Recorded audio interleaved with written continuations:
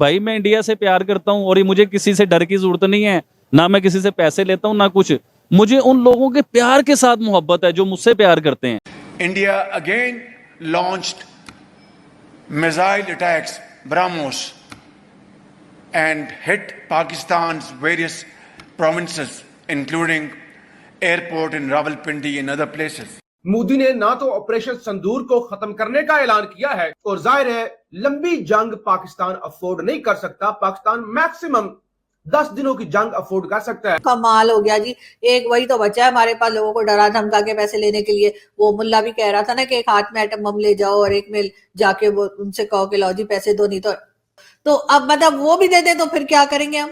Relevant बात यह है कि हिंदुस्तान ने अपनी मल्टी मोडल स्ट्रेटजीज और हिकमत अमली और मुख्तलिफ टैक्टिक्स के जरिए पाकिस्तान का जो न्यूक्लियर थ्रेशोल्ड का थ्रेट है, जो डिटरेंस है, उसे हिंदुस्तान ने खासा सक्सेसफुली उसमें होल्ड कर दिए। इंडिया के साथ भी इसका मसला है, इसका अफगानिस्तान के साथ भी मसला है, इसका ईरान के साथ भी मसला है। सो कई लोगों ने मुझे ये भी सवाल किया आज के जी इस खिते में तो आपका दोस्त ही कोई नहीं रहा। पोल पट्टी खोल दी, अब हमें कुछ कहने की जरूरत नहीं। यहाँ इसने एक चीज तो सच बोली कि भाई ब्रह्मोस आया हमें ठोक गया।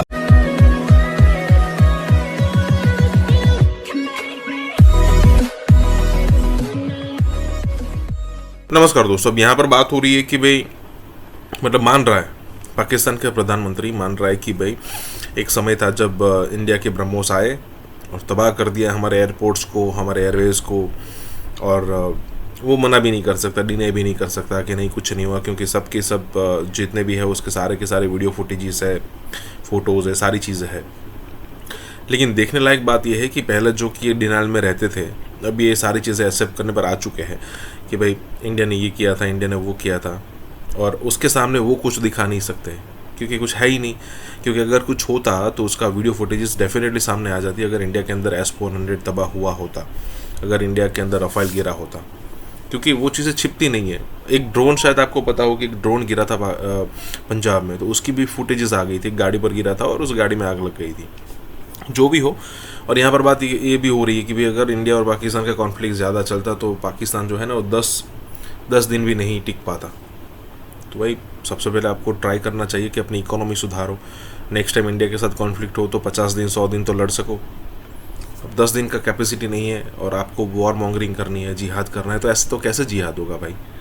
इसी के साथ ये वीडियो शुरू करते हैं। और हाँ दोस्तों, सुपर थैंक्स के जरिए हमें मदद करना ना भूले। पहलगाम हम आ जाते हैं। 9 शहरों में पाकिस्तान के हिंदुस्तान जो है अपने स्कैल्प मिसाइल्स के साथ हमला करता है। तो आप मुसलसल देख रहे हैं कि न्यूक्लियर डॉक्ट्राइन जो है वो रीडिफाइन कर रहा है, हिंदुस्तान की स्ट्रेटजी अपने आप को रीडिफाइन कर रही है। क्या ये हिंदुस्तान ये साबित करना चाहता है कि वो पाकिस्तान से लड़ सकता है न्यूक्लियर थ्रेशोल्ड के नीचे रहते रहते, और पाकिस्तान ने उसके ऊपर जो एक न्यूक्लियर थ्रेशोल्ड का कंट्रोल रखा हुआ है उसे हम नहीं मानते। हमारे पास और भी ऑप्शन जो हैं वो एग्जिस्ट करते हैं।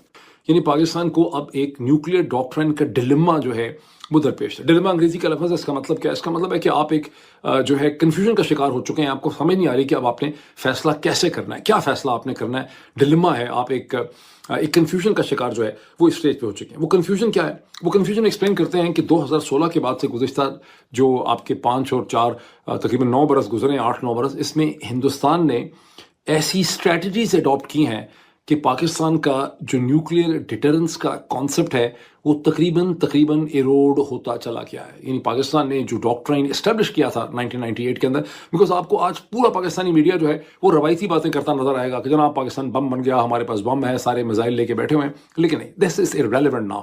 रेलेवेंट बात यह है कि हिंदुस्तान ने अपनी मल्टी मोडल स्ट्रेटजीज और हिकमत अमली और मुख्तलिफ टैक्टिक्स के जरिए पाकिस्तान का जो न्यूक्लियर थ्रेशोल्ड का थ्रेट है, जो डिटरेंस है, उसे हिंदुस्तान ने खासा सक्सेसफुली उसमें होल्ड कर दिए। मोदी ने ना तो ऑपरेशन संदूर को खत्म करने का ऐलान किया है, बल्कि मुसलसल वो सायरन बजवा बजवा के अपने मुल्क को हालते जंग में रखे हुए है। हो सकता है वो पाकिस्तान पर डायरेक्ट अटैक करे, या हो सकता है वो पाकिस्तान के अंदर कोई ऐसी शरारत करे जिससे पाकिस्तान के अंदर फसाद या बड़े पैमाने पे कोई तबाही जो है वो हो सकती है। इस वक्त मामलात हो रहे हैं ना, तो उन्होंने कहा मुझे लगता है कि बहुत जल्द इंडिया और पाकिस्तान के दरमियान एक हॉट वार शुरू हो जाएगी।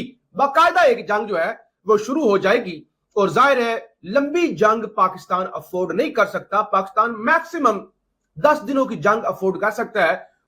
पाकिस्तान के अंदर जो सीरियस लोग हैं वो बड़े सीरियसली इन चीजों को देख रहे हैं कि मोदी कुछ ना कुछ जरूर करेगा। पोल पट्टी खोल दी, अब हमें कुछ कहने की जरूरत नहीं। मैं कह रहा हूं यार तू आके हमारी जगह बैठ जाए, पी गुरु तू ही चला लेगा आज तो, और हमारे कहने की जरूरत ही नहीं आगे, हम कुछ नहीं बोलेंगे। मैं कह रहा हूं शाहबाज को छोड़ दो सर, ये मतलब पूरा एंटरटेनमेंट है। देखिए यहां इसने एक चीज तो सच बोली कि भाई ब्रह्मोस आया हमें ठोक गया। अब मैं दर्शकों को बारे में 2-3 फैक्ट बोलूंगा जो भी ओपन मीडिया में, ये मेरा एनालिसिस नहीं है, this is not any speculation, ये इंटेल नहीं है, सोर्स में, it is a fact which is officially out in. पहली बात है जो हमारे भाइयों बहनों को समझना पड़ेगा, पाकिस्तान में 2-2 बार घुटनों पे आया था। कैसे? ये जो शाहबाज बोल रहा है इसकी मैं पूरी डिकोड, इसके पूरे सच को पूरा बोल दूं, मैं आधा सच बोल गया। देखिए पहला सच था जब 7 तारीख को ऑपरेशन हुआ, 7 तारीख को इनकी ठुकाई हुई रात को, आधे घंटे बाद डॉक्टर जयशंकर साहब ने फोन किया, बोला भैया तुम्हारे कैंप पे हमने ठोक दी है। इन्होंने कुछ टाइम बाद तभी अप्रोच किया था, जो कह रहे हैं हमने इंडिया को सीज फायर नहीं कहा, हमने नहीं माना, हमने कुछ नहीं कहा, इन्होंने तभी अप्रोच किया, साहब आप हम सीज फायर कर लो, हम ये जंग नहीं जीतना चाहते। ये जो ऑपरेशन सिंदूर हुआ था, इसके खात्मे पर भारत के पास में 17 देशों ने दरखास्त की कि हमें आप ब्रह्मोस अपना सिस्टम बेचो। सर ब्रह्मोस सिस्टम जो खरीदने वालों की फेहरिस्त में नाम थे Vietnam, Indonesia, Brunei, Thailand, Malaysia. Sir ये सारे के सारे देश जो हैं साउथ चाइना सी का पूरा घेरा डाल के बैठे हुए हैं। इन देशों को ब्रह्मोस सिस्टम जाने का मतलब है कि चीन की डोमिनेंस जो है वो साउथ चाइना सी पर एक तरीके से चैलेंज हो गई है। सर पहले भी थी लेकिन इनके जाने से और ये चैलेंज बन जाएगा। सर मलाक्का स्ट्रेट पर इस समय भारतीय नौसेना का आधिपत्य है। हम जब चाहे चाइना की एनर्जी ट्रांसपोर्टेशन मलाक्का स्ट्रेट के थ्रू चोक कर सकते हैं, इसमें कोई संशय नहीं है। सर हमारी नेवी की हेजमनी यहां नहीं है। सर वहां पर हॉर्न ऑफ अफ्रीका जो है सोमालिया के पास में, वहां तक हमारा वर्चस्व है। हमारी नेवी जाके वहां पर सोमालियन पायरेट से और शिप्स को बचाती है, ये पहले भी देखा गया है। तो सर पूरा इंडियन ओशन आप ले लीजिए, वहां से गल्फ ऑफ हॉर्मुज से लेकर यहां मलाक्का स्ट्रेट तक भारतीय नौसेना का वर्चस्व है और धीरे धीरे हम अपना फुटप्रिंट और बढ़ा रहे हैं। सर क्योंकि जब 1-1.5 घंटे में उन्होंने डैमेज का असेसमेंट किया, they saw it is beyond imagination damage and it was done in 22 minutes. तो इनकी फटके हाथ में आ गई, करा नहीं साहब जंग नहीं करो, आप साहब छोड़ दो, सब गलती हो गई है वो। पर भारत समझ गए अलतकिया है। ये क्या चाहते थे कि भारत की पॉन्डिंग कम हो जाए, भारत फंस जाए, फिर हम जाके भारत को टोकेंगे। तो भारत ने नहीं माना। अगले दिन आप जान रहे जम्मू में ड्रोन अटैक होते रहे, अगले दिन 1-8 दिन तक और अटैक होते रहे।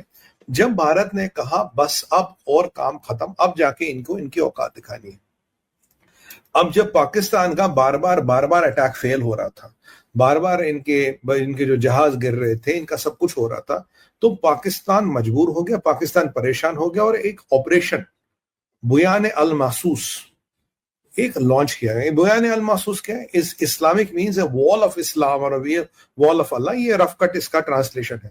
इसको लॉन्च किया गया। इस बुयान अल महसूस ऑपरेशन का टारगेट था, श्रीसरी ऑफिशियल है, अब ये MEA के द्वारा कंफर्म हुआ है, मिलिट्री द्वारा कंफर्म हुआ है कि हम 48 घंटे में हिंदुस्तान की जितनी एयरबेसेस हैं, हिंदुस्तान को घुटने पे लाएंगे, काफिरों को उनकी नानी याद दिलाएंगे, विल क्रिपल इंडियाज डिफेंसेस। ये ऑपरेशन बुयान अल महसूस था, ये इन्होंने लॉन्च किया।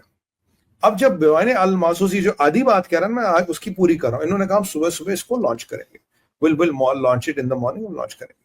अब एक वर्जन आया, एक इंटेल इनपुट आया कि भाई जो इनके जेट्स एयर में थे हमारे थे, कोई कह रहा 125 थे, कोई कह रहा 225 थे।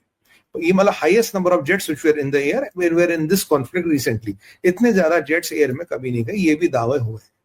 हुआ क्या इनको, जो इनकी जो फटके हाथ में आ गई वो ऐसा था, इन्होंने ऑपरेशन लॉन्च किया, इन्होंने कहा जेट चलाएंगे, इन्होंने रॉकेट वॉकेट चलाए, वो हमने इंटरसेप्ट किए। इनके जब जेट उड़े, भारत इसी चीज का वेट कर रहा, जब जेट उड़े हवा में गए, भारत का इतने में जो अटैक आया ब्रह्मोस को लेके हुए, और जो हमने इनकी तबाही मचा दी, जो ये खुद कह रहा ब्रह्मोस आया था, ब्रह्मोस ये खुद कह रहा, अब मैं नहीं कह रहा, मैं पहले से कह रहा था ब्रह्मोस से अटैक हुआ, अब ये खुद कह रहा ब्रह्मोस से हुआ। ब्रह्मोस ना चाइना का रडार देख पाया, ना चाइना का अवैक देख पाया, पाकिस्तानियों की तो औकात ही नहीं, ना उनके 115 स्पाई सैटेलाइट्स देख पाए, पाकिस्तान ना ही उनकी फ्रीक्वेंसी जैमिंग कर पाई, कुछ नहीं कर पाई। ब्रह्मोस आया, हिट करके गया।